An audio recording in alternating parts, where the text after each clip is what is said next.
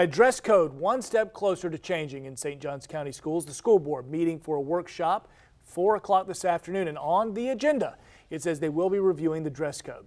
Survey results came in, and there are also recommendations from those surveys as what to do. Leah Shields on your side with the details.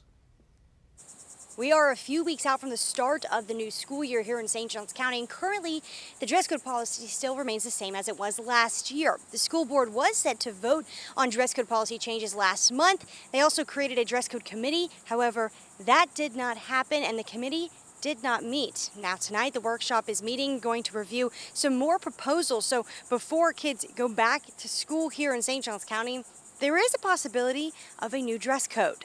These graphics are from the presentation that the board will review tonight. A major change is that the dress code would address all students and not be separated by gender.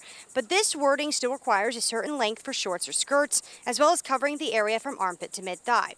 In this other slide, it reads, quote, "Enforcement focus is on positive guidance without embarrassment." The proposed policy changes come after a year of controversy over the dress code here in St. Johns County, specifically coming out of Bartram Trail High School, where more than 80 female students' yearbook photos were edited without their permission to cover up their chests. Now, that story made international headlines. In St. Augustine, Leah Shields, First Coast News on your side.